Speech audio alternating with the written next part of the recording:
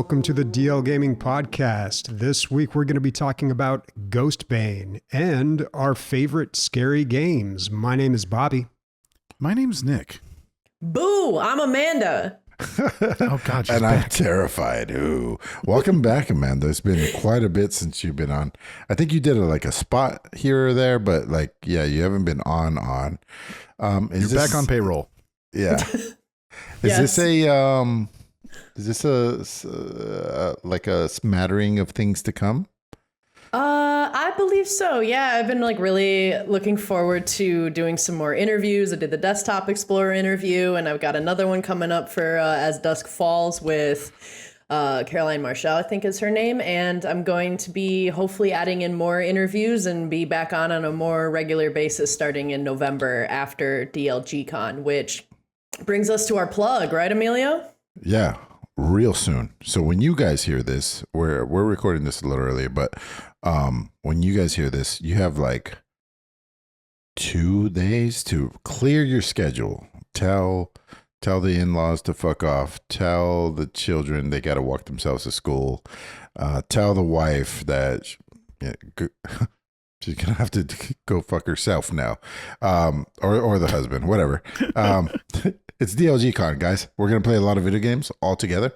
A lot of people, hopefully, if anybody heeds my call. And yeah, we're gonna have a bunch of stuff. We're gonna have prizes. We're gonna have drinks. Yeah, it's BYOB, unfortunately. But yeah, we're gonna be playing multiplayer games and having a blast. So please join us for our first digital DLG Con. I know what you're thinking. November 1st through 3rd. It's going to be a bunch of fucking nerds. It's going to be really awkward. There's going to be heavy breathing, sweaty hands, a little bit of smelly smells. It's okay. Accept yourself. Just join us. All right? Just join us. We are your people. We know who you are, who you really are. Gross. All right. So this week is our Halloween episode, our spooktacular Halloween episode. And we're going to kick it off by talking about Ghostbane. So we did something phenomenal here, something that never happens. All of us, most of us, played a game together. Some of us. Part of A few us. of us. Yeah. A section and that of us. game was Ghostbane. We talked about this a couple weeks ago. It was a very obvious Phasmophobia clone, but I think it does a little bit more than Phasmophobia. So we had a chance to play this game together. We were probably the only people playing that game. Not a whole lot of... One of 55, or 3 of 55. Not a whole lot, but it's always fun when we all play the same game because then we can talk about our experience there. Yeah, especially when Bobby writes down 50 notes and Nick and I have 0. No notes. I mean, at this point... Yeah. Oh, I got some notes. Okay. So, and by the way, if you're watching the video here, I just want to call attention to my amazing hat that I'm wearing here. If you know what this is, I'm not even going to tell you what hat this is. If you know, you know, folks. All right. It's one time my buddy Keith. It's a little hint there. I know what it is. All right. But yeah, so Phasmophobia, as we started playing this game, I feel like Nick was very critical of it. You know, he's a big Phasmophobia fanboy. I felt a lot of hate coming towards this game. But I am going to say that this game was better than Phasmophobia. It's not good.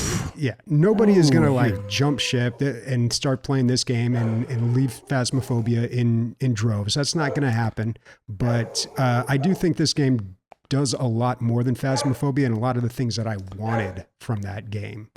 So I don't know. So one thing I'll say about it, and I'm not being too hypercritical, is the scary parts are scary. Okay, when the jump scares happen or the ghost events happen, they're a lot more scarier than Phasmophobia. Well, what I think about that is that you're probably so used to the engine on Phasmophobia and how the way they do things. You were introduced to new jump scares and new ways of scaring you. And so that's why they it were was a little bit more extreme, like It covering looks the really blood, the walls in realistic. blood, and a bunch of other stuff. That's the other thing, is the engine and the graphics are way better than Phasmophobia, hands down. The audio's better. It's made in a way newer engine than Phasmophobia is. And the thing is, we have to remember that Phasmophobia is supposed to be a VR game. Like that's what it's intended to be, a VR game. And so we play it as a normal game because we're just I know normal, I guess. They knew that you were out but there. I like Ghostbane. Am I saying it's better than Phasmophobia? No. Yeah, I think when Phasmophobia 2 comes out, we're probably going to have a ghost hunting aspect to it. But the way Ghostbane is, let me describe like a typical game of Ghostbane, because we ended up playing 4. You find where the ghost is at, which is really easy because there's a lot of noise coming from wherever the fuck it's at. And then you do a couple of things that you can teleport to your hands, which I think is kind of cheesy. Like I understand wanting to make the differences and maybe a quality of life update, but the way that you can teleport things back to the bus is kind of weird. But once you find out what the ghost is and you put it in, if you're wrong, the mission just ends. Like there goes 20 minutes. And you hardly get any money or anything else out of that. But once you do find out the ghost, you start like the quote unquote real game, which is like eliminating the ghost using like rituals and like items and things like that. I think that part's amazing. I think the idea of that. Now, is some of the execution of the game a little wacky, like chasing a cat doll while a fucking demon is chasing you? No, it's not. I don't think that's the best. What is hilarious to me, at least in the game though, is that every ghost has a religion, and you can scare them away with a relic from another religion. That's great. Yeah, so when you find out what the ghost is, it's like ghost religion, Catholic. And you're like, oh. Look at that, I guess. Let me dangle a little blowy in front of it. Yeah. Ooh, low blow. You know, the Diocese of LA just paid out $880 million to sexual assault victims. But however, what I will say is that I don't like the things that they put in the game because of the fact that I don't know if they had too much time or not. There's all these little physics games. In the beginning in the lobby, it's like, you can play pool, you can play darts, you can play beer pong, you can play bowling. Why put that in the game if shit doesn't work or shit is not working correctly? Yeah. They were definitely focusing on the wrong stuff. The textures are really great. The character customization, all of that stuff should be secondary or tertiary to a solid engine that works. Yes. I don't care if it's stick figures, dude. If it works right, like that's the priority. But yeah, there was definitely things that I liked about this game more than Phasmophobia. But I wishing that I was playing Phasmophobia instead of playing this while I was playing it. Yes, but it has so many more years of development head start. Well, we'll see. I mean, I don't think a lot of people are going to be playing this, so I don't know how, Phasmophobia, they had to really start developing it because so many people started playing it, so they had to get those updates out. I don't know if we're going to see that with this game. But what I like about Ghostbane is it actually lets you do some ghost busting. So in Phasmophobia, you go in there and you identify the ghost. That's pretty much it. Maybe there's some secondary objectives, but really you're just identifying the ghost. In Ghostbane, you actually have to exorcise the demons. Like you're going in there. They even got like kind of like a proton pack, I guess you would say, where you have to zap these ghosts. And when this event happens, they just teleport everybody to the event too. There's a lot of shortcuts in Ghostbane that Phasmophobia doesn't have. Nick talked about how you can teleport items that maybe you dropped in the house or in the basement. Like you don't want to run down there and get that. You can just teleport it back to the truck. Very easy. Also, if there's, like I said, an event, all players get sucked to that event. And then a few other things too. So in Phasmophobia, you have to talk into the mic. There's parts where you have to speak to the voice. This game has that too, but instead of doing that, you can just hit a button and it reads it for you, reads it out loud for you. So I kind of like that addition. I like some of the things that they did there, but I think what I really enjoy about this game is that they gave you more to do with the ghosts. And there's a very clear checklist and order of what you need to do. And the ghosts are very visual. So I actually saw a ghost. I've never seen a ghost in Phasmophobia. You take pictures of them and they're kind of like a little blur or something like that. But in this, it's like, that is, if you look at the screenshots of this game, that's obviously a ghost there. It looks like a Cenobite or something. So I got a quick question for you, Bobby. and this is not to like be like gotcha or whatever, or like you're not good at Phasmophobia or something, but when's the last time you played the game? Within the last year. Oh, okay. Yeah. If that's the case, you might be running into ghosts that don't show themselves. For example, like in the challenges, there are ghost types that are not usually in the base game of like normal difficulty or harder difficulty. They're usually on the hardest difficulties. And for example, there's a ghost type where its form is always being shown while it's hunting. And so you turn around and you're like, oh, fuck, it's right there. Well, I mean, it's not only that, but in Ghostbane, they have jump scares in this game. When you walk into a room, the entire room will just like change to a shade of gray, and there'll be like this horrific image that just shows on the screen for half a second, and the audio shock cue plays, and it makes you jump and yell into the mic. And I mean, you know, jump scares, I'm not a huge fan of them, but I mean, it's something. There's something going on here as opposed to Phasmophobia where I'm walking around and like, I don't see the cup that's being thrown behind me or something falling off. I don't see it or hear it. You know, I feel like I'm not aware of what's happening, but Days. He just dies in the closet. Yeah. Days, I'm walking around. I'm walking around like a creepy mansion. I'm looking for a light switch, and then all of a sudden, I'm in a bloody room with 13 skeletons on the walls for 1 second, and then and it goes ah, and then you're back to and you're like, what the fuck was that, dude? Does it have anything to do with the game? I don't know, but it's setting a mood. Terrifying. I remember when you first suggested like all of us playing, and I looked up the trailer and I was like, yeah, I'd be down. I love every year, especially around this time, just pushing my limit because I'm such a little scaredy cat, but I love it. I love horror games and horror movies, even though they scare the shit out of me, and I have a very small threshold for it. I get scared by Skyrim, so it's like, it doesn't take much. And looking up Ghostbane, I was like, oh, this looks legit terrifying at some points, and like especially with the jump scare stuff. That's that's scary. But now, knowing what we know, would you guys recommend this? I don't think you can recommend the purchase right now. Well, here's the problem. Nobody's No. playing this game, and you have to have a community for this game to work. I think honestly, I like it better. I'd rather play it than Phasmophobia, but the fact that there's just no community there. I mean, if you guys were playing and you wanted to play this, then yeah, of course I'd play it. But I don't think there's any chance I'm going to be jumping into a game with a bunch of strangers because there's just not a community behind it. And that's just sad. That's just too bad. Yeah. But when I do we were like playing, there was only 55 people online. Yeah. But that kind of sends the numbers at all. Not a whole lot of people, I'm glad we did 55 minutes on it. Let's move on. All right. So let's talk about our favorite scary games. Now, we asked our listeners what their favorite games were, their favorite scary games, and we got a few responses, so we're going to pepper those in as we talk about ours. First one comes from Time Killer B, and he recommends Fear and Fear Files. And he says, Fear and Fear Files creeped me out pretty good. Such a good, fun classic. I hope that either comes back or they reboot the game. I would. You guys have any time in Fear? Oh yeah, I played a ton of Fear. Fear 1 and also Fear 2. So the first Fear game I loved. It was a first-person shooter. And what does Fear stand for? Someone look that up while I'm blathering on here. It's like first encounter, assault, recon, response, or something like that. Yeah. But basically, you play as like this special agent in a troop of people who handle you're like a SWAT team that specifically handles paranormal situations. Which is a good premise of the game. And like the main enemy is this little girl, very Japanese with the black hair hanging over her face, like The Ring or like a Japanese horror movie. And The Grudge. Yeah.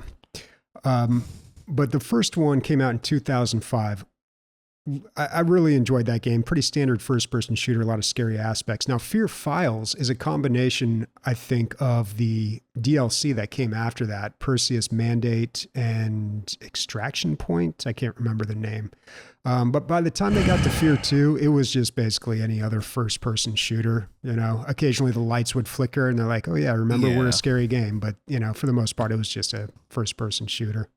I remember playing Fear 1 and being like, oh, this is cool. Like, it really is a horror game. You can play an FPS part. There are enemies that are essentially unkillable, and then you have to react to them in some way.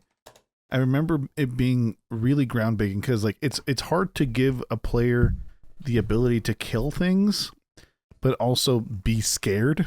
And when you have like an assault rifle, and that game does it, right? But what a lot of people have said is that Fear 4 or the Fourth Fear game actually brings a lot of the horror elements back, and I haven't played that one. So wait, there's a Fourth Fear game? I did not know that. Yeah, there's I think he makes 4 or things 5. up from time to time. It's either Fear 4 or Fear 3. Let me check. Yeah, I don't think there's a Fear 4. 417 is where Fear 3, Fear 2, really... Fear 2 Project Origin, Fear Perseus Mandate. Yeah, Fear 3 is the one in 2011. That's the one that they said that was more. And I have not played that one. Yeah, the problem with the first Fear game, as much as I liked it, they would have these jump scares or these things that were supposed to be like really disturbing imagery, but they didn't lock the player camera. So you could totally miss them.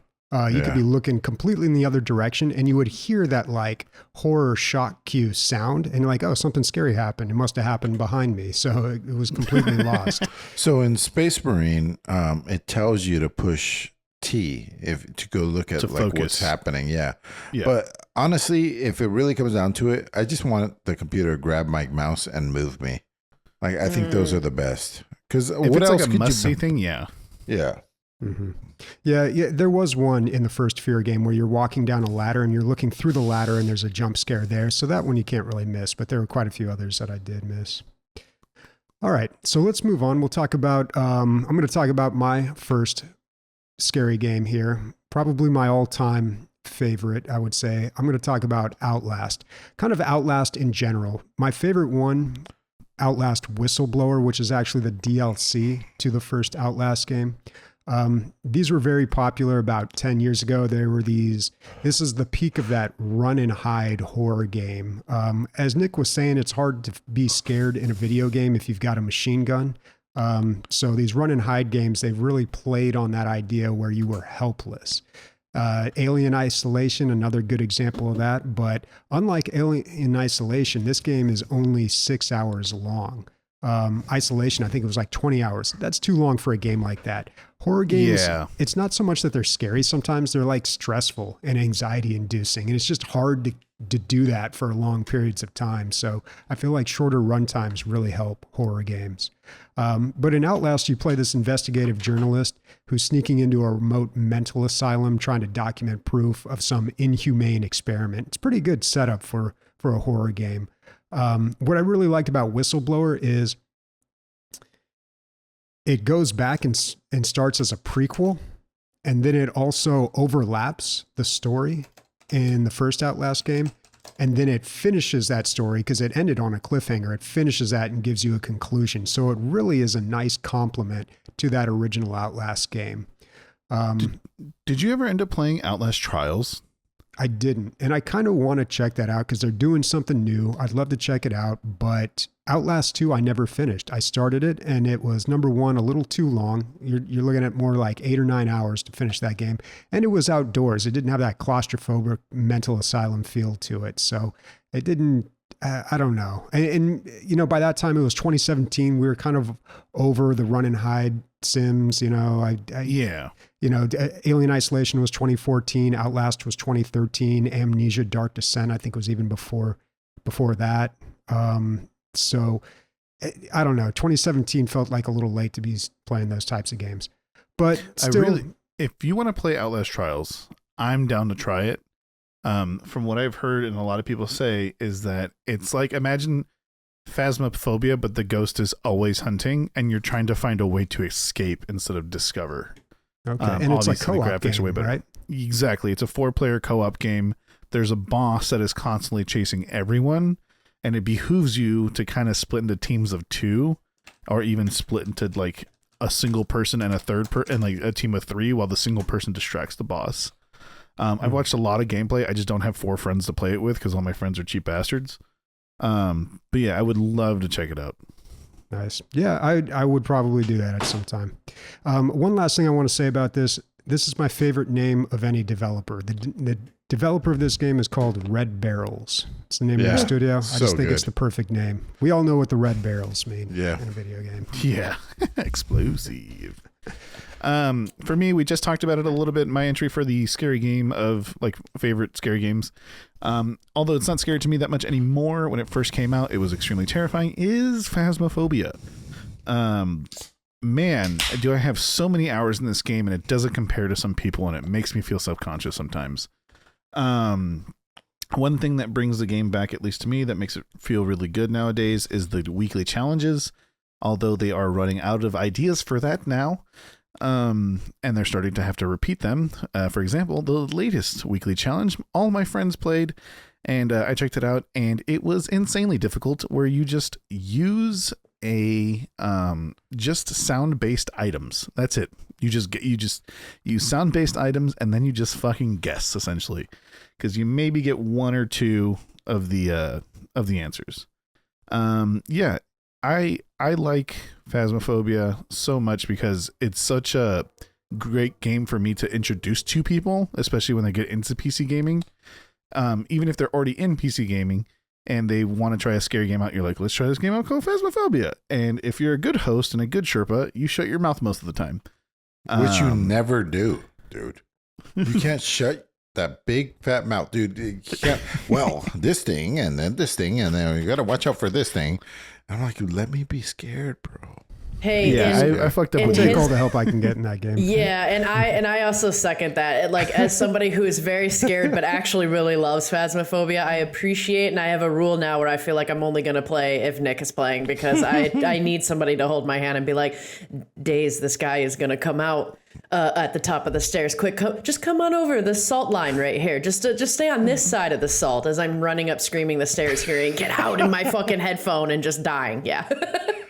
Dude, like one of my friends, for example, he's like, when the hunt happens, let me handle the ghost. And then it's Trevor, and he just has some sage, and he's like, bring it on, motherfucker. And that's how it is. That guy usually dies in movies, but I guess if you know what you're doing. No, it sounds like a real Bobby. He's ready to ghost bust some things.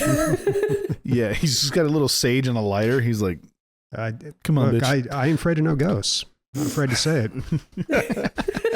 But yeah, that's my pick for Phasmophobia. Anybody got anything else to add or questions? Yeah, dude, I have a problem with the developers, man. I really do. I think it's 4 or 3 guys that work on this at their own pace, and they're just like, they already love it. Let's just piece it out over the years, and we'll keep our day jobs. And it's like, if you have a success on your hand, it's up to you to bring on new help to try to grow that thing as fast as possible, because I don't know. I don't think the we'll get to it when we get to it approach is the way. That's not how the game development work, and that's why we end up with a what is it? What's the other game we played? Ghostbane. Ghostbane. Yeah. You know what I mean? Yeah. They're just going too slow. They compare them to other game development, dude. It's much, much, much slower. Oh, for sure. 100%. I'm not saying it isn't, but I think not. I mean, I always want new shit for Phasmophobia to come out. They are coming out with their Red Moon update on like the 28th, and it's saying there's a bunch of shit going to be added and people aren't talking about it. And so I don't know, like, we'll see. I think what it is they've wasted a lot of their budget adding it to consoles, because it comes out for consoles on the same day as the update. Yeah. So we'll see. We'll see. And I think they're doing just fine. They seem to be making plenty of money. Sure. Maybe they don't want to rock the boat, Sure. Pull a high res, make a change, and lose everybody. It could be. Then they'd all go play Ghostbane. All right. We're going to check in with another listener here and see what they've got to say about scary games. This one is from Atom. He says, Parasite Eve was my favorite horror game when I was a kid. This is followed by Resident Evil 1 and The House of the Dead. I stopped playing horror games around middle school and moved on to FPS games heavily. My cousins and I always freaked out when we saw the first zombie in Resident Evil 1. Such a good, yeah. I remember I was very impressionable when I picked up Resident Evil 1. I was maybe like 9 years old. Not a good time to pick up a game like that when you're 9. And developed a fear of zombies because of that and Night of the Living Dead. And until I was like 20, I still didn't like zombies. You say that like it's an unusual thing. Like I developed a fear of zombies. Like no, like thinking they're real as a child. Okay. I'm like, they're coming for me. Let's say I love zombies. I mean, now I do. I have a whole deck for them now. It's one of my favorite genres. I love zombies. Yeah, I think Resident Evil was a seminal game for a lot of people. I think that was just, we hadn't seen anything like that. I didn't play it, but I remember watching a friend play it, and it was just, I mean, even that was creepy. I'm not familiar with Parasite Eve. I'm familiar with it, but I never played it, and that it seems a lot like Resident Evil, like one of those old PS1 games. But I did want to comment on the House of the Dead. Fun fact, that was the first game I ever pirated. Like that. Really? This must have been in the 90s or something. I think I downloaded it off of an FTP server. And I thought as soon as I loaded that game up that the police were going to kick down my door and arrest me. Man, I was so scared. And like I played a little bit of it and I was like, I got to get rid of the evidence and delete it and empty the recycle bin.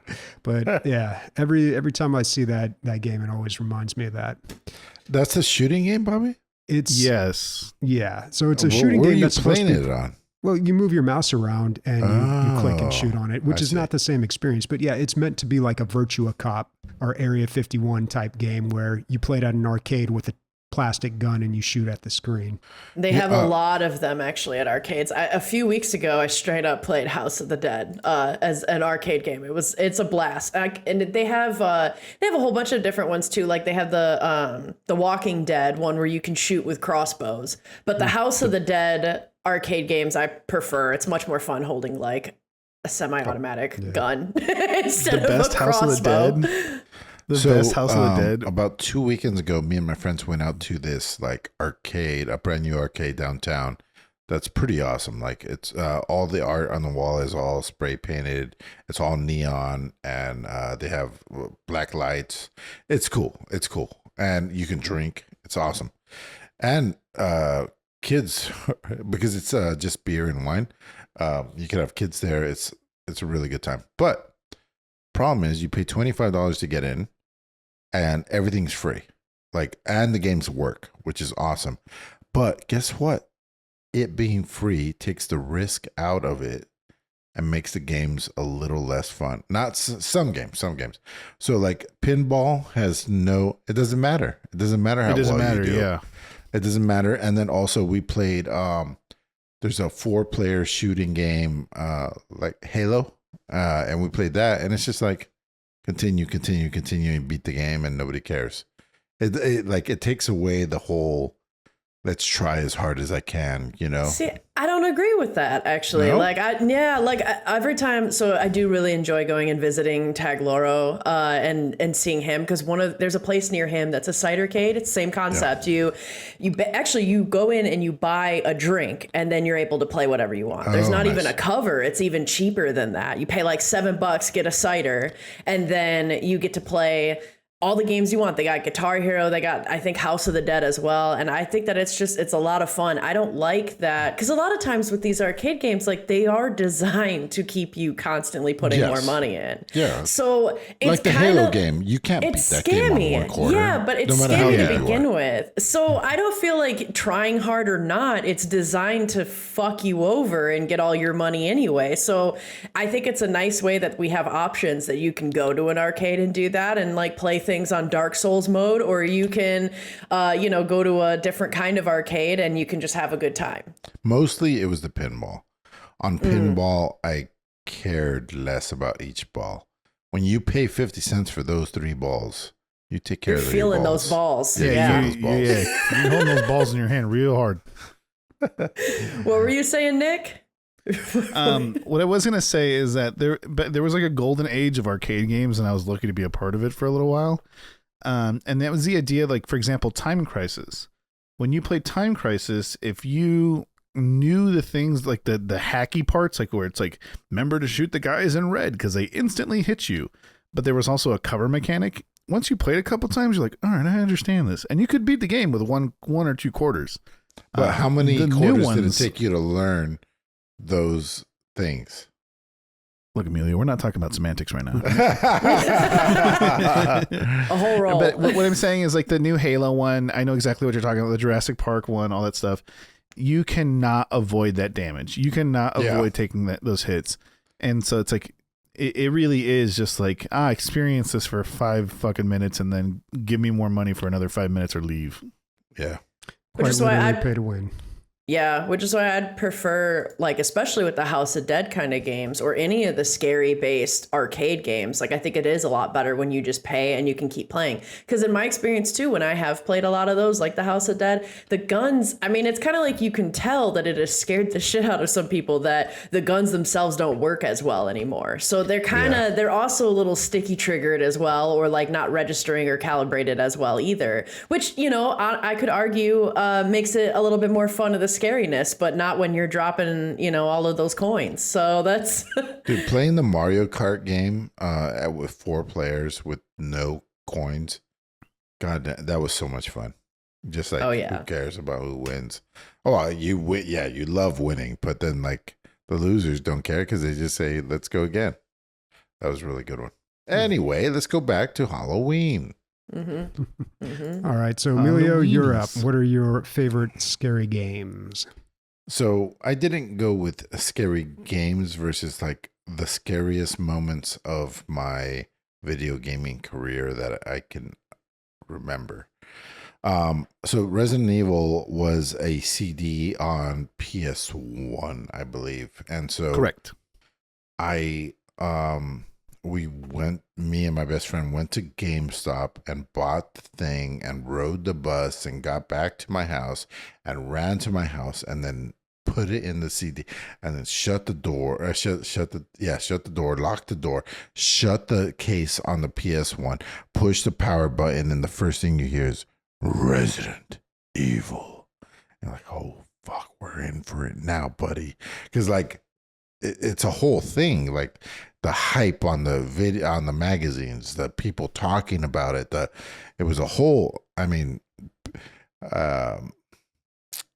marketing campaigns these days wish they could have a smattering of what that was, you know. But there's just too many games at this point. Yeah, it's just flooding. Everybody's done something, or everybody wants to be something.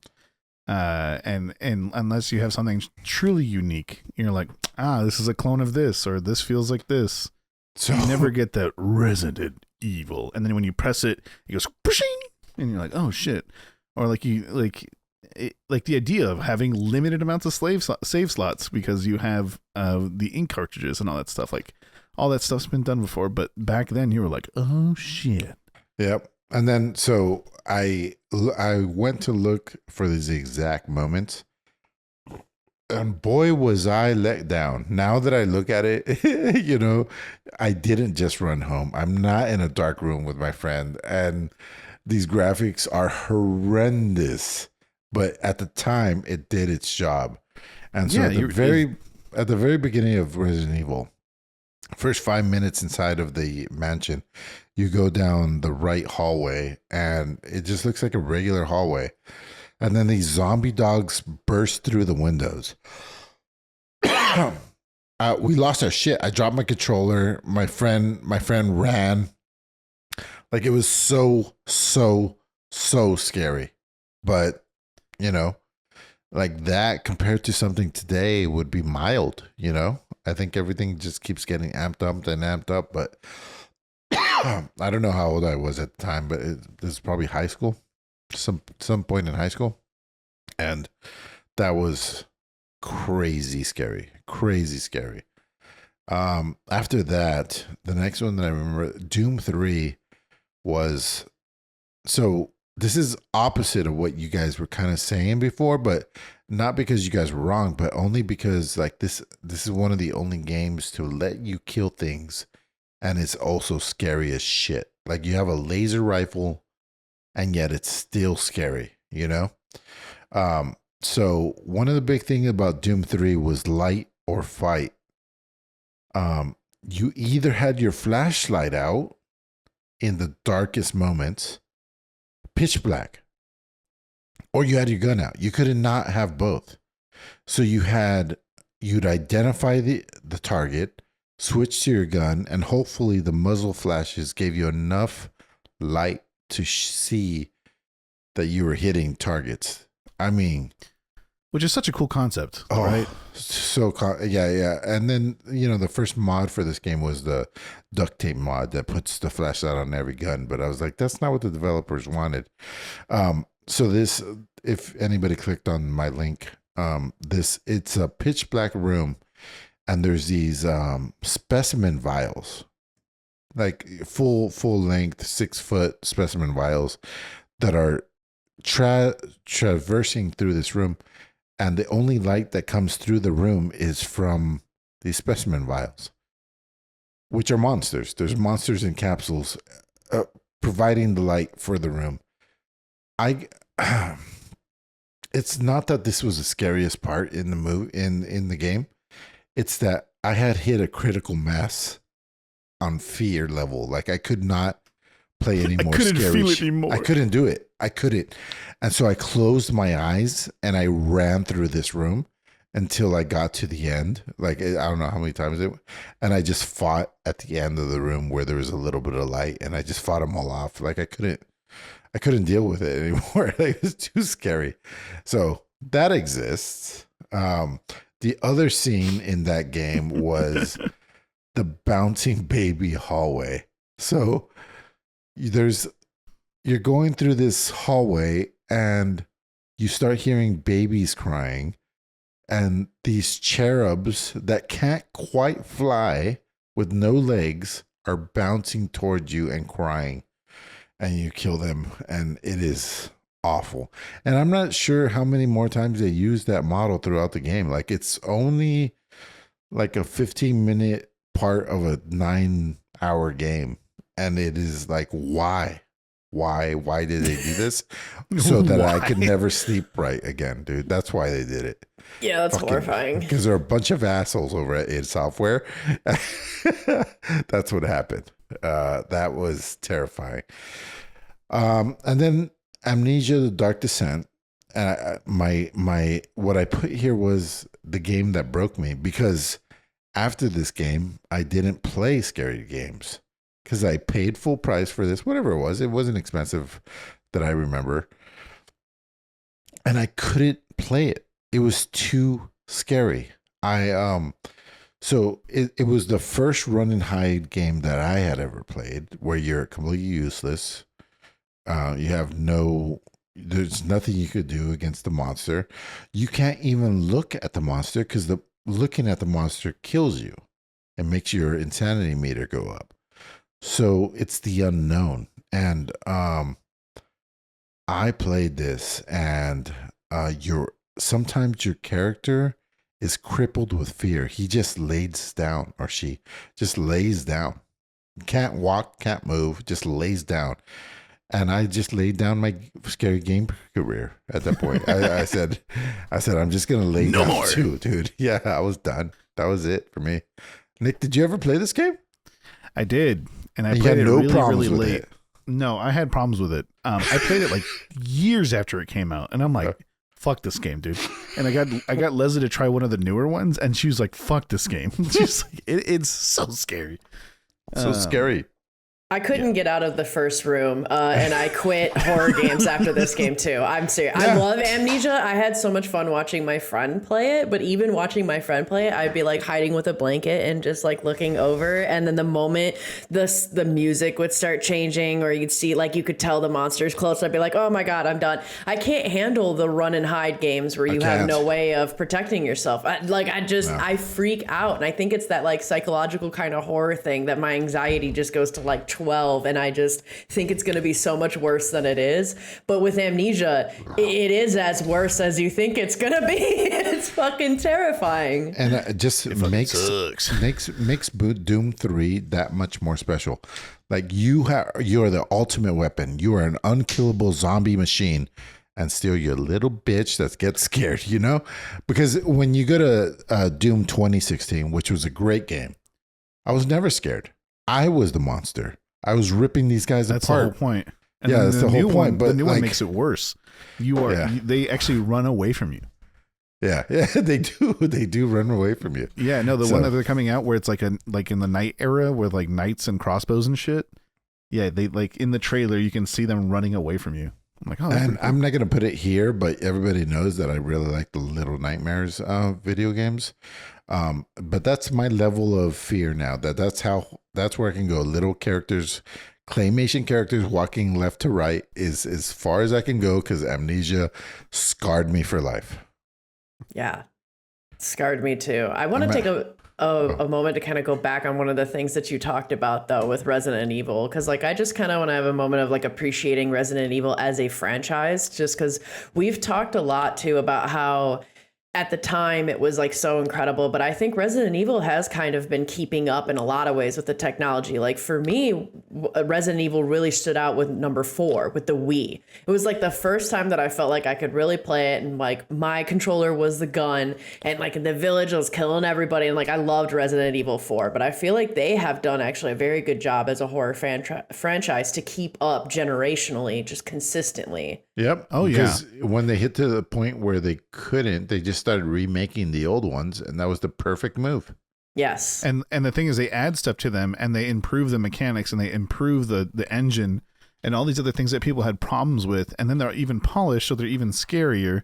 And the thing is, like, it's funny you look at like the evolution of Resident Evil, because like you can see where they go from like scary zombie game to a little bit faster scary zombie game to scary zombie game that's kind of an action game to essentially action game, and then extreme no more scary zombies, just tentacle monsters game, and then back to scary, like back to horror game in a house. You're almost defenseless. You have to figure out these puzzles. There's always something at the like with the hand on the back of your neck kind of feeling. And I think that's one thing that Capcom deserves some credit for, and they really don't sometimes. So yeah, it's really nice. And I think, yeah, it's so incredibly intelligent that they went back and remade such great classics, which leads a beautiful transition into my favorite scary game, which is Silent Hill 2. And recently they made a remake of it and came out on October 7th about it. And it has such overwhelmingly positive reviews from that. They seem to have done such a good job remaking it. What's funny is I can remember with PlayStation 2 when it came out, like this was the game that I always would go over to my best friend's house and watch him play, because once again, I couldn't handle playing it, but I loved watching this game. And then as I traveled, I actually went to a place that is, in all intents and purposes in the US, considered America's like Silent Hill. I mean, obviously it's not Silent Hill. They did use the church from this town to showcase in the Silent Hill movie, because I loved that movie as well. But I think Silent Hill 2 did such a fantastic job of like really creating such an immersion, just fear, and like kind of really having you dive into the setting and really feel like you're there. And it was just really gripping. I thought the story was really fantastic too. But yeah, if anybody ever gets the chance to visit Centralia, Pennsylvania, fucking do it, because there's like 2 people that live there. It was a really old coal town that had this horrible, tragic fire that went through, and like the fires are still burning in the mines, to where like on some of the days to this day, you can see all this smoke and kind of almost like this ashiness rising that definitely has this eerie feeling of Silent Hill 2. And when I drove through it, it really did feel like Silent Hill, and it was crazy. They have this huge highway that is completely abandoned. The whole place feels super abandoned. You can definitely see how some of that, especially that church, like were showcased in the movie and why they chose that. Super cool. Silent Hill 2 to me was like the first true introduction to horror games, and where I really grew to love them, especially watching them instead of playing them, because I'm a scared little bitch. But I love them; they're great. But, so Amanda, that's like a super scary game. Mm-hmm. But after that, you quit or like lowered your level quite a bit. So was that the game that broke you? Would you say, or?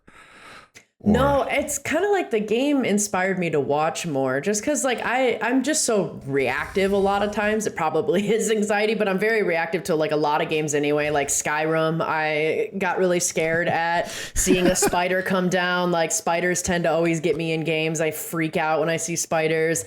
I don't handle like dark rooms very well in games either because I am always terrified that they're going to do a jump scare and then I freak myself out. But Silent Hill 2 actually really kind of started the passion for a lot of different horror games and watching them. And then actually the fear climbing up the ladder and the jump scare there made me put it down a little bit and not play so much. That was too much because that was, around the time of like The Grudge and I couldn't watch that. And then I started getting a little bit more into horror games again with Resident Evil and Resident Evil, like especially 4, but then moving on with the other Resident Evils until Amnesia. And then Amnesia ruined it for me. So I'm starting to kind of try and get back into them a little bit more too. But it's funny because like you would think that like a seminal game would attract more people, but it sounds like as far as this podcast goes, 50% of the people on this podcast play less scary video games because of Amnesia. Yeah. Dude, it was such a good addition to the gaming world. I actually played it after Outlast. And I was like, fuck, dude. Like, come on, man. I think it was the original. The original run and hide scary game. Yeah. Yeah, I was just going to say, I think it's a masterclass of horror games, actually. Oh, yeah. Like, I would argue it is, yeah. It's disturbing. It's not jump scares. It disturbs you. Oh, there is jump scares still. Yeah, of course. Did anybody here beat it? No. No. I got like 2 hours. Bobby? In. No, I haven't even played it. Wow. You should play the fan remake. Okay. Yeah, maybe. I mean, so much time has passed and it's like, like I said, the run and hide genre, like I'm not really into anymore. So I just never went back to play it. But if there's a fan remake, that might be more interesting. All right. I mean, speaking of Amnesia, the same creators, right, as what our next listener is talking about when it comes to Soma. If you want to take it away, Bobby. Yeah. So we've got another listener suggestion here. This one is from Nyanko, and he says his favorite game or favorite scary game is Soma. He says, I love this kind of story that makes you think about the disadvantages of copying or cloning yourself. Every NPC was interesting and disturbing, and you could picture their suffering. The visuals were beautiful with these desperate underwater environments and scary robots. I think the hiding and chasing was good too. He also says, as a bonus, he wanted to include his favorite scary VR game, which we didn't really touch on that, but VR really heightens that really fear factor there. But he says organ quarter, because when I wanted to save progress, I had to put my head into TV monitors filled with entrails. Oof. Also, for the dance floor full of dancing flesh monster duos that you have to cross. Good, challenging gameplay with a limited amount of ammo and labyrinths and puzzles. Sounds pretty good. Yeah. Nick's typing away. He's buying this shit right now. Yeah, it sounds gross. What do you call it? Isn't Nyanko from like the Netherlands? From Belgium. Belgium. Yeah, they like their fair share of crazy horror and gore. Yeah, now Soma... I'm glad you mentioned this game. That's a great game. I came so close to beating this. I swear I only have like an hour or two left of this game. I should just go back and finish it off. But I remember this being a really popular game, and Chi also really liked this game too. Yeah, she loved it. And I think that was the reason I went and played this game. And it is very good. It takes place underwater. It's got a little bit of sci-fi to it. As well as horror. It is kind of a walking simulator / run and hide thing, but it's not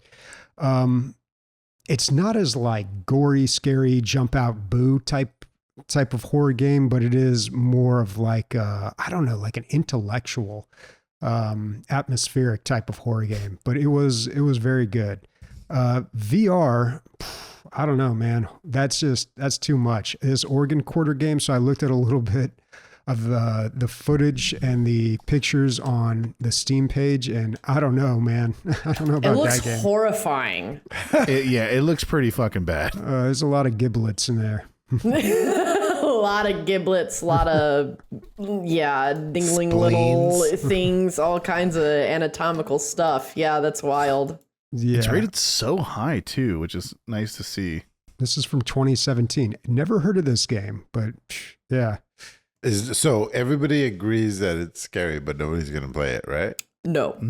I mean, it looks kind of like nauseating. Like it's got a lot of body parts. What movie did you just go to pay full price Yeah, to? you just saw. Yeah, you just went to go see was it Terrifier or Brutalizer? Terrifier 3. I've been seeing a lot of messed up movies lately, man. I saw Terrifier 3. I saw The Substance is not, I mean, that's body horror. And then I saw that.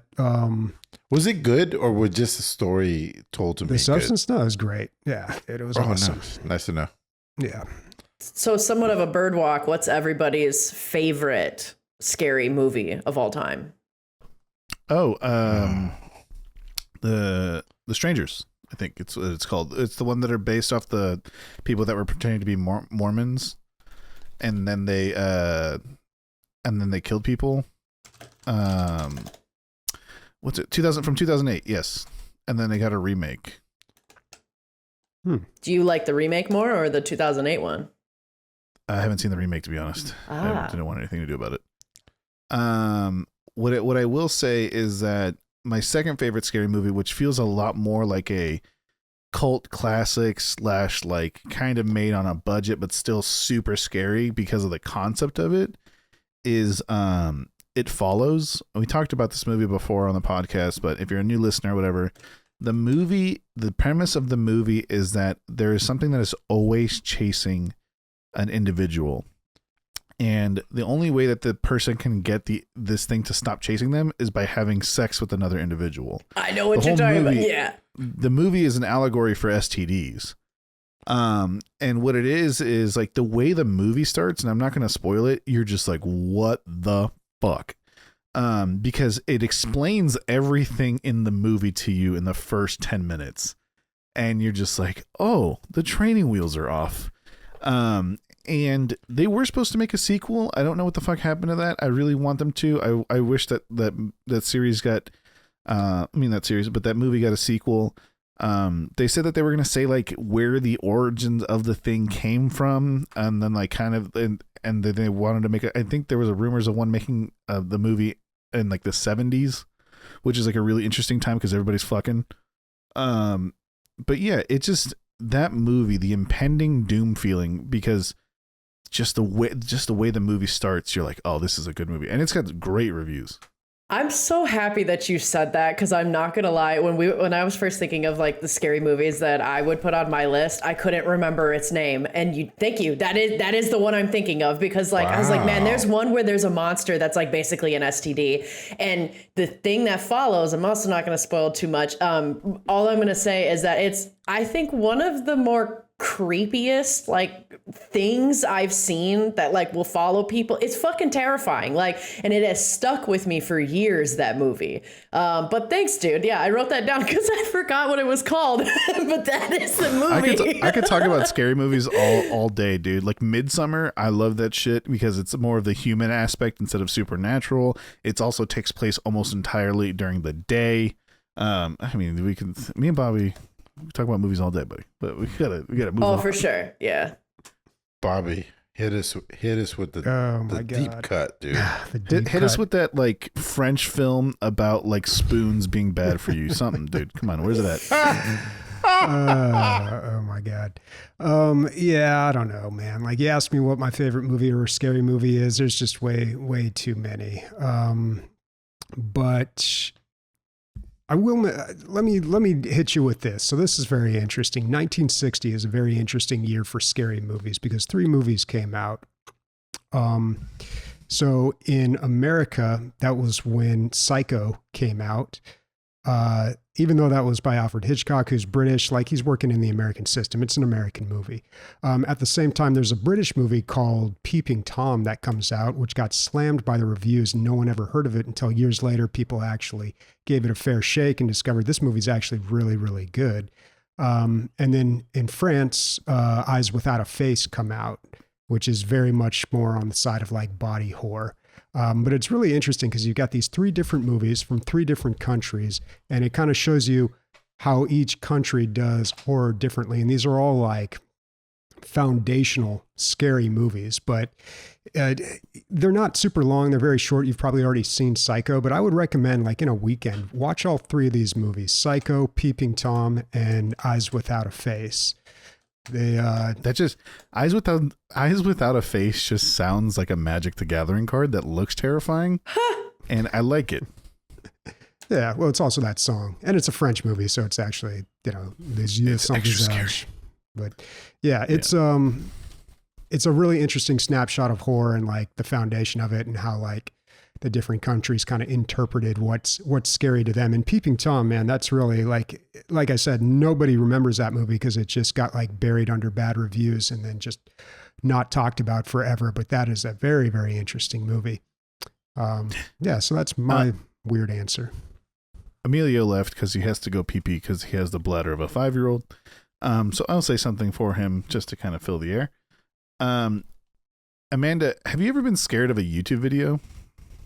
I want to say that when all the Slender Man shit came out and people were kind of making home like fake videos of Slender Man, like those things have kind of freaked me out. Or they used to do those like little ad things where it'd be like, oh yes, a beautiful car, and it looks like a car ad, and then all of a sudden some zombie face just pops and jump scares you, and like I'd scream and be like, I'm quitting the internet for the day. Otherwise, not really any movies. Why? There is a 15-minute video on YouTube, and it's called Other Side of the Box, and it is supposed to be very, very scary. It's a short film, essentially. It's got a 92% likeness or liked rating on YouTube, on Google. It is so scary. Good to know. I'll check it out probably tonight. Oh, scary movies for me. I saw E.T. when I was, I took Nick to see American Werewolf in Paris. Werewolf in Paris. Yeah. And it scarred him for life. I went to go see E.T. I just looked it up right now. So I would have been 4 or 5 when I went to go see E.T. And I was like, there's aliens in the sky.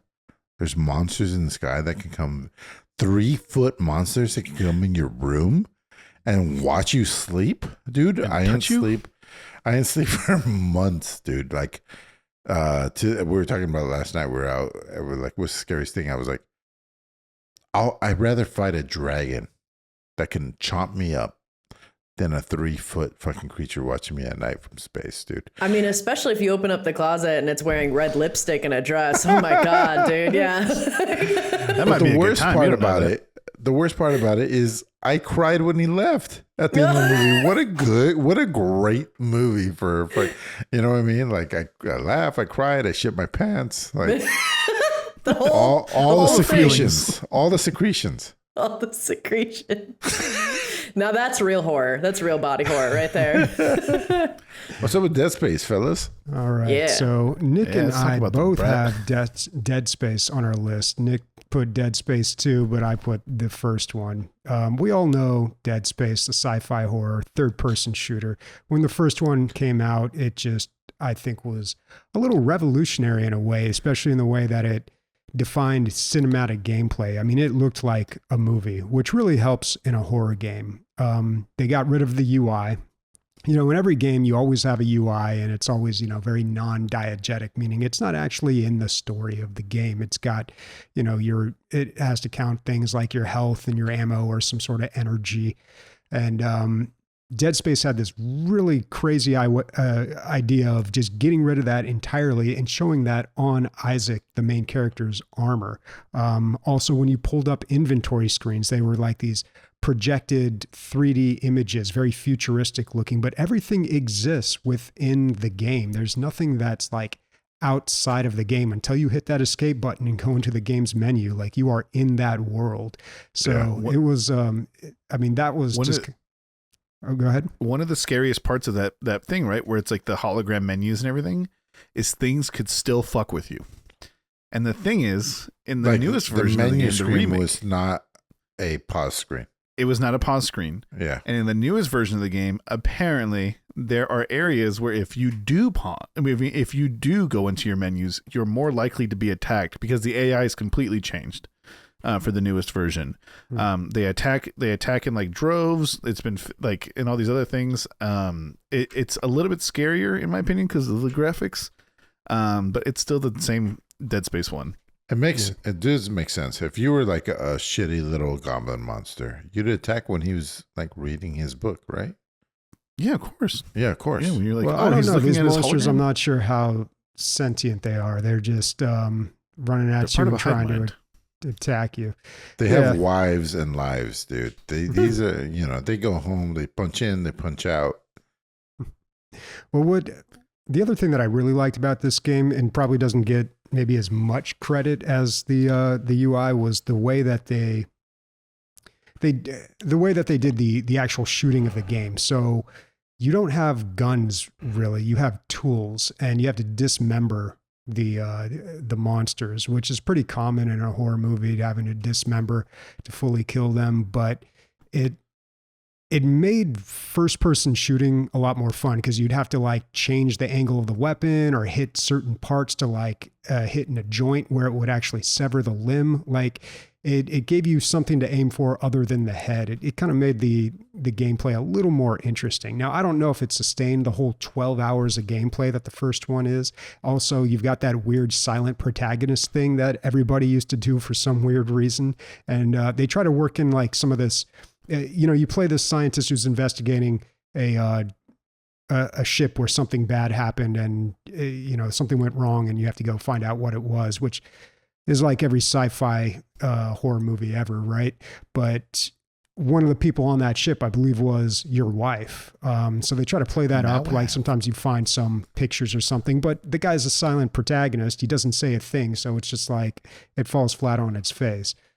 They got rid of that in second and third game, though. I don't think They got rid of that in the remake too. He talks a lot. What, that guy shut the fuck up? No. Isaac's like, "Hey, everybody, we're gonna die." He doesn't talk like that, but the remake. I think if you like Dead Space 1, you should definitely play the remake because so many things have been added and the bad parts have been removed. It's such a classic, man. Yeah, and the remake is very highly rated too. Yeah, it's good reviews. So since we're on Dead Space 2 now, I'll kind of talk about why I love the game.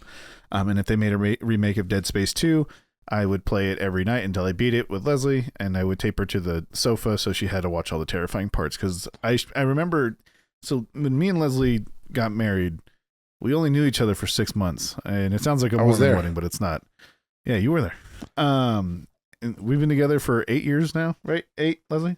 Yeah, 7. There we go. I can't count. Anyways, we've been together for 7 years now, and there's a lot of like, most people get married after like 3-4 years, maybe sometimes 5. So there was things that we didn't know about each other, and Leslie discovered that I loved video games, very much so. And she was like, "Well, what's one of your like favorite scary games?" I go, "Do you want to see one of the scariest introductions to a video game of all time?" And she's like, "Sure."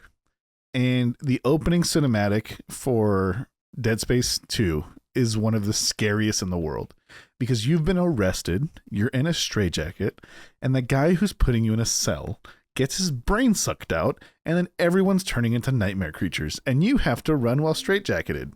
And it's one of the best first 2 minutes in any video game as far as like scary goes or like how the game wants to make you feel. And it is so good. I would play a remake of that game in a heartbeat. I would not. I don't know if they're going to remake that one. I don't know if there's as much love for Dead Space 2 as the original. The second one really did lay all its cards on the table, like right up front. A lot of blood more of an and guts. atmospheric horror. The second one, in my opinion. Yeah, so like there's a very key scene that if anyone ever funny enough, one of my friends is playing Dead Space right now. He's playing the fucking remake. I just saw it on Steam. But Dead Space 2, there's a very pivotal moment that when my friend got to it, he texted me immediately. He was like, "Bro," and I was like, "Let me guess, the gym?" And he's like, "Yeah." So there's a moment where it's very similar to the game that you were talking about, Emilio, or Doom 3, where the babies are like hopping up and down and they can barely fly. Well, Why in are Dead babies so Space- scary, dude? Because babies are terrifying. You don't expect developers to fuck with the like babies or children. And in the Right. first Dead Space, they do have children, but they don't have babies. And then you're like, what happens to babies if they get necromorphed? And so there's a moment where you're hearing crying, or you're not hearing crying. I think you hear like a lullaby, and it's like the system, the robotic system, like putting things to sleep. And you're like, that doesn't sound like there's something good coming up, because if there's a lullaby, that means that there's tiny things, and tiny things tend to move fast. And the way it works is that you go inside the nursery, and then you start hearing like cooing, like ooh, ah, like little baby cooing, and then you turn the corner, and there's just a little fucking baby on the ground that's like swollen with like pus, and it's glowing yellow, and it can explode.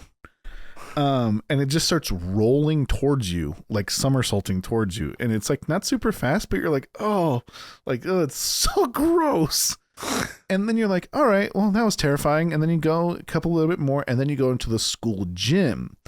And now in the gym, imagine like 70 of those things coming at you, along with children, along with things that yell at you, along with like all these other necromorphs. And you're very much in a wide open area, which is not very prominent in the game. It's a lot of hallways, a lot of twisting and turning because you're like going through access doorways and stuff. But when you're in this wide open gym, you're like, oh fuck! Like it really hits you hard. I miss that game so much. I like the feeling that it gives me. Like playing the remake was great. There's a lot of nostalgia to it. It's still scary, but the way Dead Space 2 made you feel at certain moments was really good. The way it is the bridge between action game and horror game for the genre, for the series, because the third one is just a straight action game. You're customizing your weapons to shoot saw blades that bounce off the walls. You can increase damage by 25%. You never run out of bullets. You play with Bobby, and then he's like, what are you doing? And I'm like, I made this fully automatic shotgun. Everything dies in one hit. He's like, okay, this isn't fun anymore. Yeah. Yeah, 3 got really weird. It also was really weighed down with microtransactions. I don't think it's like that anymore, but when it first came out, they really nickel and dimed you. All right, let's check in with the listeners. We've got something from Warconius here. He's got a lot to say. He says, scariest experience with a game was playing late at night in my brother's old secluded house in the Maritimes, a level from the Vampire, the Masquerade Bloodlines that was so unexpected and so creepy, it's an absolute classic. While vampires itself are not scary, this level gets you with jump scares, ambience, and a spooky tale that you uncover as you explore the abandoned beachside hotel. Also, a shout out for Until Dawn, a great interactive 90s slasher-styled video game. And then he goes on to say... I was about to say, just a quick interjection. Did you hear the drama with Until Dawn right now? Have not. They're remaking it, even though it's like 6 years old. I thought it was like 10 years old. Huh. Is it? Well, anyways, they're remaking it, and it's coming to PS5, and it's like enhanced and stuff. And I'm like, this is not the game to spend money on remaking. There's so many other games to do. I'm looking at the Steam page, and it shows that it was rebuilt and enhanced and released on October 4th, like recently. Yes, so they already did it. Yeah, so it just came out that they rebuilt it. A lot of people were like, okay. Yeah, that seems kind of cool. Nobody wants to check that out? Like, I trust Warconius. Check it out. Let us know how it is, dude. Send us a little video for the Instagrams. We'll put it on there. It's pretty dope. Okay, so he's got a little bit more here. He says, the most recent game that freaked me out is Death Stranding. Ever since PT and parts of Metal Gear Solid 5, Kojima proved that he can make some really terrifying experiences. And encountering BTs for the first time in Death Stranding will make your skin crawl. The music, the sound effects, and the fact that the BTs are difficult to see make it more impactful. For me, the scariest games are the ones that don't entirely set out to be a horror game.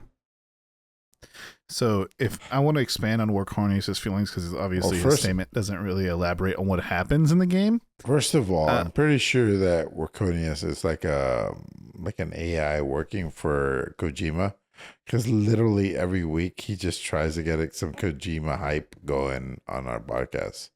He's a fanboy. Because he knows I like him too. Yeah, I mean, everyone has their fandoms, right? You have alcohol. Bobby has robotics. Amanda has Seattle. Everybody has something. You Sure. know? I'm kidding. Oh, there's a lot of Kojima fans out there. I don't think that's quite the unusual. He's like the Quentin Tarantino of the gaming world, where people have fandoms over him and they're into feet. Sure. So, what do you call it? What I do want to expand on what he's talking about on the BTs for Death Stranding. So if you've never played the game, essentially the world goes to shit because of the internet or whatever. And whenever anyone dies, it's essentially like a nuclear bomb is going off. Now, there are these things called BTs. They float in the air, and they're very difficult to see unless you get closer to them. And if it's raining, they're a little bit easier to see because the rain drops on them.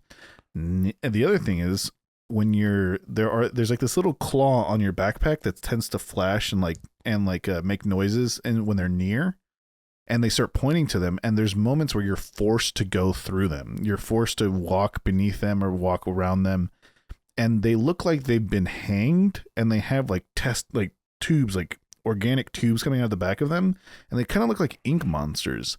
And what happens is, if you get discovered, the game tells you, it's like, if you get discovered, you're pretty much fucked, right? Like and you're like, nah, I can run away from them. It's fine. They start shooting ink under you, and you can't fucking walk. You start sticking to the ground. You try to climb stuff. You can't climb because it's still on your hands when you get out of it, because your character's stumbling. And that's like a big mechanic of the game, is stumbling and like touching the ground and stuff like that. And then finally, they start doing crazy shit, like summoning a fucking whale. And then it goes on over you and splashes on the ground, and then like the next 100 yards is covered in goop. And it's just insane. And it's super scary. It sounds scary. You know, Vampire the Masquerade Bloodlines is a game I've always wanted to play because I've just heard so many people praise that game, but just never got around to it. And, he's kind of right. Vampires themselves, I don't find them that frightening. I don't think anybody's like, and I think we all kind of agreed on that. And that's why vampires are more like sexy now, like with the whole Twilight thing. Like they kind of transition into like, well, they're not that scary, so let's just try a different angle. Yeah, dude. Like Put a new 200 spin on years ago, vampires. people were like, there's a creature out there that sucks your blood while you're sleeping. You're like, oh my God, that is so scary. But now we're like, yeah, I've seen fucking Blade. It's afraid of garlic. Yeah. It's just a Stereon. I mean, he's a thirst trap, so it makes sense. Yeah. Mm-hmm. But all right. So, Amanda, you're up. What's your favorite scary game? well, so I've got one that's kind of a little bit different. I'm hoping and thinking that it's going to become my next favorite game, because obviously we've had the Steam Next Fest going on, and when you listen to this podcast it will be over with, of course, but I played one of these games during the Next Fest, and it just is one of those games that like has stuck with me so much, just even the demo, and it is this game called Karma: The Dark World. It's a first-person point of view kind of walking sim that's a cinematic, like psychological horror. You're supposed to be an investigator for the Thought Bureau agency that's in East Germany in 1984. And you're like investigating crime scenes and suspects and like typically kind of monsters by going into their mind, almost like through a VR headset in this like 80s kind of style setting. You work for this corporation called the Leviathan Corporation, and very 1984 Orwellian. There's mass surveillance, social class rules, all these mind-altering drugs. And I played the demo, and the demo took like 45 minutes, so not even that long. I highly, highly recommend that, especially if they continue the demo after Next Fest, which I feel is almost a 50-50 of the ones that keep the demos and the ones that don't. You should definitely play this, just because it's kind of a mind fuck, and it's done very beautifully well, where you're kind of really confused. You're like part cyborg, part not. You're going through these different parts of memory. They really play along with the world of memory, but the world that they've created was just really amazing, and it had such a good way of not being an enormous horror while still being kind of terrifying.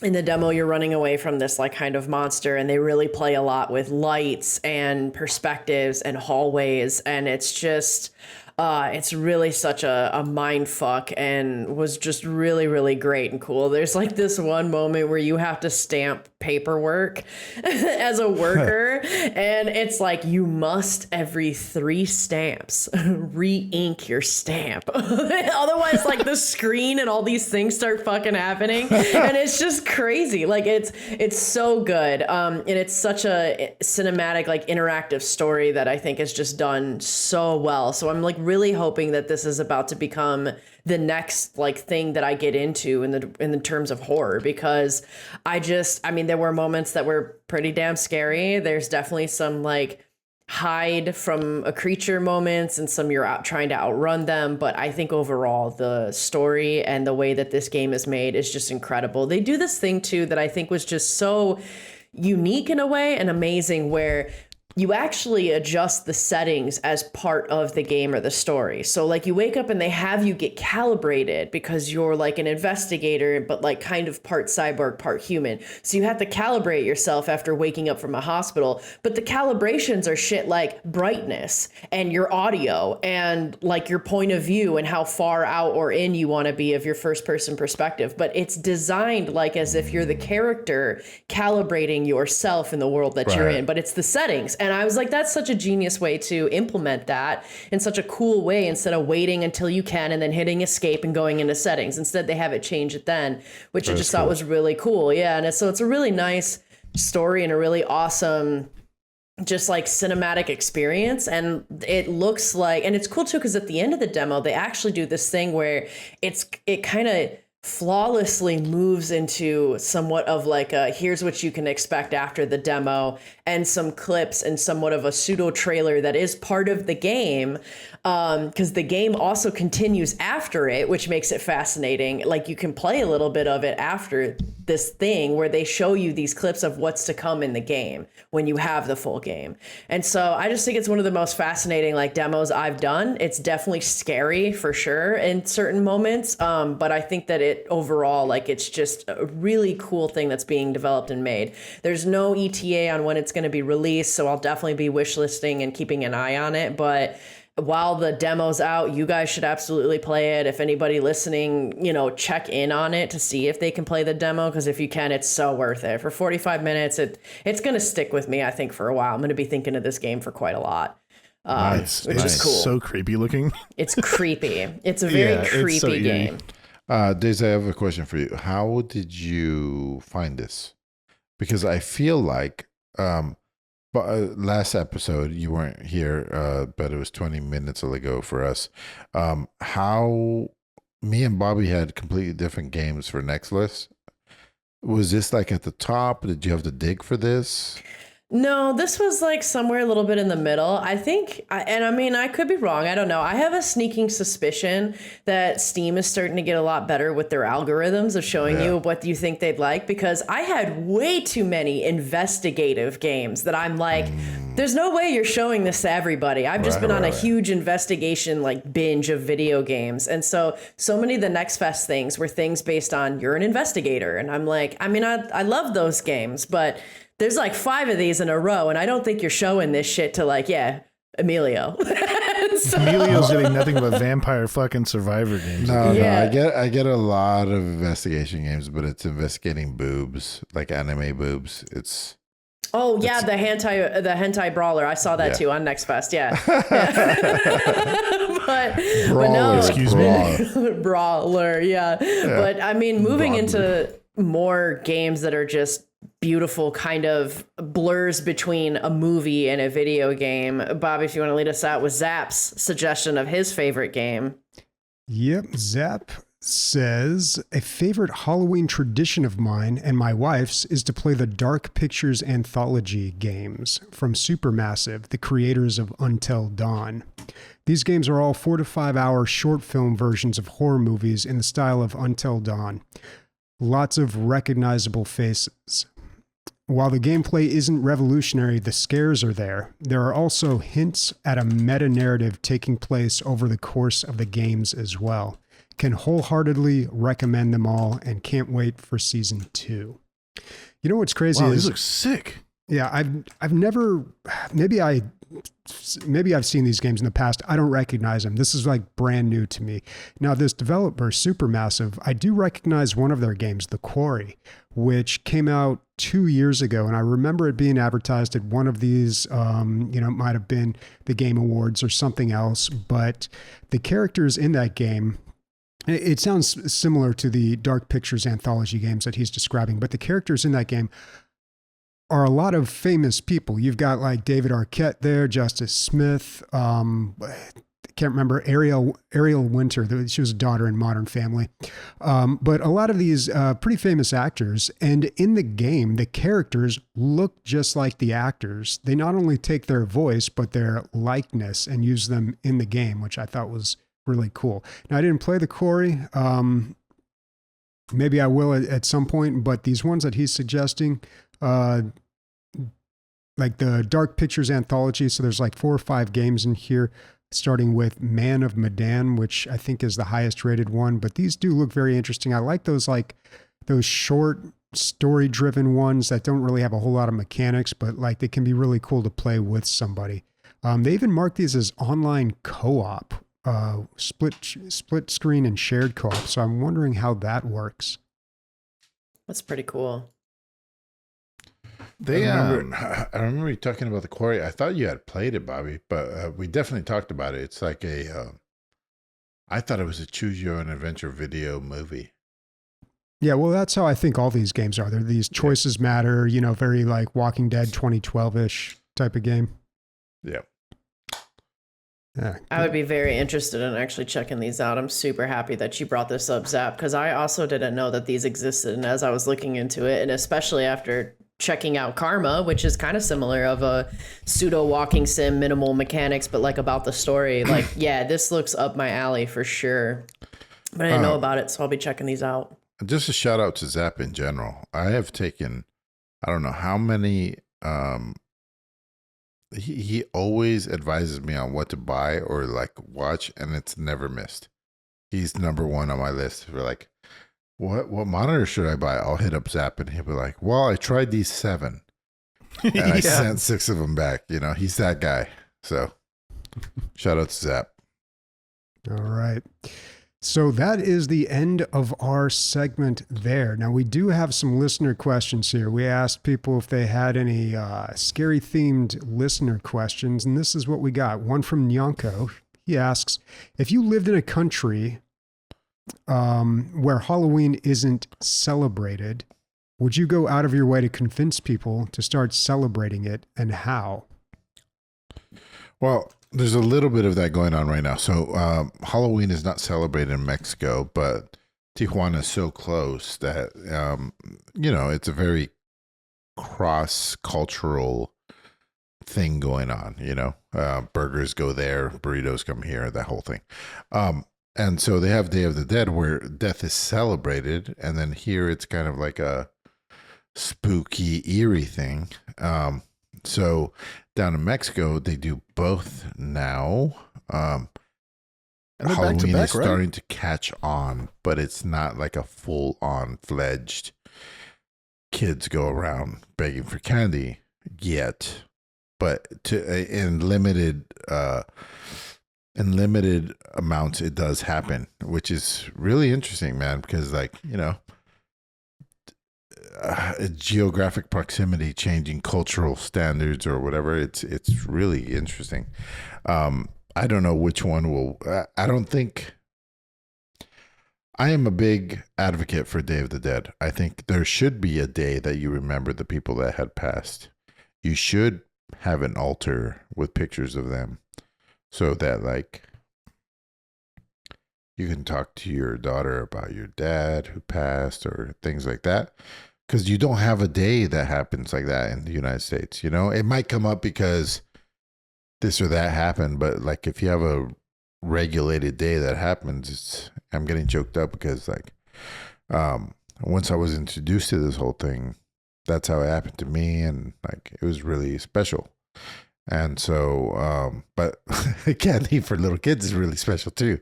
So, I don't know. There's no right answer, but a little bit of both is probably really good. No, Yeah, oh, go ahead, Dace.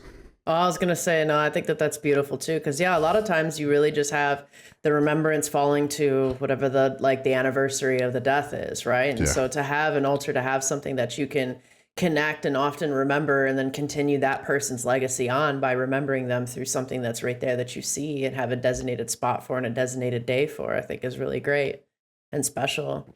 I know that for me, with this, if I lived somewhere that didn't celebrate Halloween, I'd be like, well, that sucks to suck. I'm going to celebrate it my own way.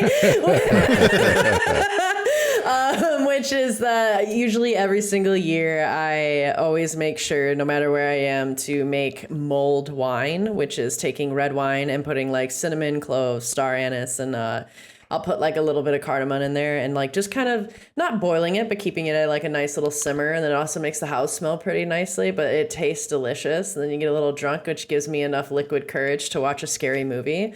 So I at least have to watch one scary movie. If I can turn it into a whole weekend, I will, of like decorating and watching scary movies. But at the bare minimum, my tradition is one. So even if I lived in a place where Halloween wasn't celebrated, I would still be doing that anyway.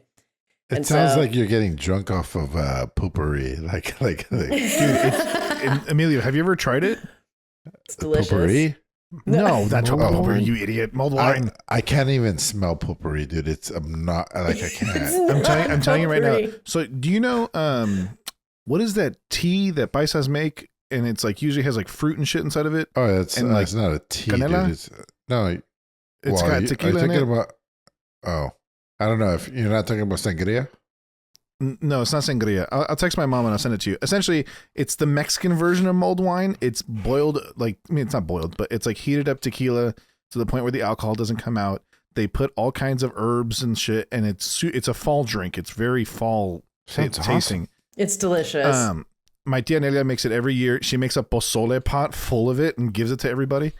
Anyways, what I was gonna say is, dude, Emilio, I liked it so much that my friend who has a foreign exchange student family in Germany, they sent it to him, and he just told them like off the cuff, and they're mega rich. He just told them off the cuff like, "Oh, my friend loved it." He's like, he drank the whole carton to himself, even though he had like 5 cartons, and they were like, "Oh, okay," and they sent 12 cartons to my house. Oh, nice. And it was along with caffeine chocolate from Germany, where it's it's chocolate to wake you up, and it has like 3 times the amount of caffeine than coffee. But dude, check out mulled wine. It's a sleeper. Yeah, Right. it's great. I think I could convince people to celebrate Halloween off of the mulled wine itself. 100%. Now, Bobby, I know that mulled wine might be a little much for your sober lifestyle, but what about 3x X caffeine chocolate? I don't even like chocolate. So no. He's a The answer's fucking no. robot. I swear So to God. no, and no. Okay, got it. No. Do you have it and- in Soylent Green? Yeah. I don't know, man. It would be tough for me if I lived somewhere where they didn't celebrate Halloween, because that is my favorite holiday. And I know it's not celebrated in a lot of places around the world, but I feel like, as Emilio mentioned, that it's starting to catch on a little bit. I mean, it's fun for the kids. People get to dress up, so it's also fun for the adults. I mean, the Halloween parties are always the best parties, right? Bobby, is it your favorite holiday? Yeah. Yeah. See, Because Nick's it's the getting only into one you spirit. don't shit on explicitly. Yeah, and for me, I mean, it's just like a good excuse to watch a bunch of scary movies. What is on your head, Nick? Okay, so I'll explain in a muffled voice. I've remembered Bobby was in his costume, and I wanted to bring this up at one point and before the end of the episode. So Vivian's favorite game right now is Tears of the Kingdom, and it's Zelda. And she's like, I want to be fucking Link, dude. Like, make me Link right now. So we bought her a sword, a shield, a costume, a fucking wig. And she's like, what are you guys going to be? And we were like, well, we can't be Zelda and like Ganondorf. That's just like $400 in costumes. So we'll be bad guys. And so these are like the basic bad guys in the game. And yeah, it's got little button eyes. And what it is in the game, you can find this exact mask, and it distracts the enemies so you can get super close to them. And we have another one, and that's Leslie's costume. That's And awesome. so yeah, dude. we're gonna take her around. How'd you take find Vivian them? You around made them? the block, and walk around with those on. Did you find those on Etsy or what'd you do? Yeah. Oh, did you find those on Etsy or what'd you do? How'd you get that? No, those were on Amazon. So what sucks is the one I have is way higher quality than the one that we got for Leslie. And I was like, why is there such a big price difference? Because so that's a Moblin and the other one's a Bokoblin. Get it? Anyways. I thought it was just an aardvark. That's what it looks like. No, it's called a Moblin. And they're like tall and skinny, and then the Bokoblins are like little round dudes. Anyways, the Bokoblin one has like felt eyes, and like I don't know, it's just very different. I'm like, oh, why? They're the same company too. I don't know why they made a difference, but yeah, that's our costume. I wanted to explain that. All right. We've got one more question. This is from Atom, and he asks, what recent horror game gave you a jump scare where you got up and walked away for a minute or threw your headset down? If no one has an immediate answer, I go. So the last time this happened to me, at least, was when I played PT. There's a moment in the game where in the demo, and mind you, it's the scariest fucking demo in the world, where you're walking through a hallway, and mind you, everyone's PT experience is different. That's the whole part of the game, is that things react differently based on your decisions, and there's thousands of decisions to make. You pick up the phone, you don't pick up the phone, you look in the hole, you don't look in the hole, you walk this way, you don't walk that way. There's a lot of different things, right? That's why there's 11 different endings. But what I will say is there's a moment where this giant scary lady is at the end of a hallway, and you're like, you're probably going to chase me right now, aren't you? And she doesn't. It all depends on what you touch in the house. And if you're paying attention to the notes that are left and all these other things, you know what to touch and what not to touch. Now, I forgot something, what not to touch. And she sprinted down the hallway, because every time I'm touching something, I'm like looking past the hallway, looking back, looking past the hallway. I'm like, she move? She not move? And I touched something, and then she started sprinting, and I was like, oh, fuck. And then I just paused the game, and I was like, nope. I took out my... It was so scary, dude. It's so good. I'll say recently when we were playing, I can't remember the name of this game. Bobby, what was the game that you made us play and enjoy? Ghostbane. Yeah. So, it's weird because, like I said, you randomly get hit by these visions that only last 1 second. And it makes you feel not as a group anymore because they didn't see that. So then you're like, you guys fucking see that shit? And nobody's like, what are you talking about? You know, like they're like, you're crazy. Yeah, it's like you're having crazy delusions. And so that's its own kind of terror, that you're going down your own path. You're here standing in the same room with these people, but you're not having the same experience. That's really scary. And so hats off to them for that. All right. Well, this is not a recent example, but I thought a really good jump scare was from a game called Year Walk. This is an older game. It was very, I think, more popular on mobile. And I don't know how effective this would be. It's kind of a creepy game, but there's one scare in it. And just because there's one scare in a game that is otherwise fairly placid, it really is effective. So if you've never played Year Walk, check that game out. For me, I also have a super old one. I know he said recent. I think the most recent thing I've had where I had to quit was probably Tarkov. So I'm not going to use that because I can't remember exactly, but I get scared a lot at Tarkov and then have to stop because my fear makes me scream with my mic being open mic, and then I die. And so then I get mad at myself. But I think the one time I threw a controller at a TV one time when I was playing, get ready for it, Skyrim. Because a spider came down and it freaked me out, and I just screamed and launched. And at the time when I had an Xbox, I was sitting in one of those gamer chairs that rock back and forth on the ground. And when I do that, I straight up like threw the controller, screamed, and then I pushed myself back and fell backwards like in some fucking movie, and was like, that's it, I need a break. I don't know if I can play Skyrim. And I'm so glad that I did, because I love that game. But like, so not scary, but that's where we're at. I remember reading in PC Gamer, because that's where you find out mods, And the first mod for that I knew of for Skyrim was changing all spiders to teddy bears. That was the very first mod for Skyrim. Because some people just can't handle it. It's really creepy spiders. I really freak out that. There's another time I think with the Jedi Survivor game where there's a huge spider that comes down as well. I lost my shit with that one. Like, I don't do spiders in games. They freak me out. So it's the way to get me. All right. So that is a wrap on our Halloween episode. Christian will be back next week, I believe. He will be joining the show again, so that'll be exciting. And we get to interview him on the complicated topic of fatherhood and video games. Yeah, that'll be interesting. Will he be a changed man? Don't know. Don't know. Comes in covered in baby throw up and poop. He's just like, hey, everybody. All right. But maybe he'll be at DLG Con, and if not, you should be. You should definitely be at DLG Con after this comes out. That's November 1st through 3rd.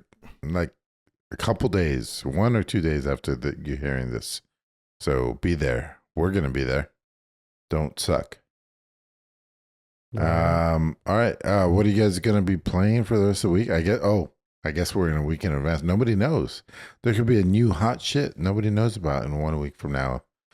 So until then, speak for Nick, Amanda, Bobby, and myself, motherfucking scary ass vampire bite having titties. Bye, everybody. Boo bitty titties.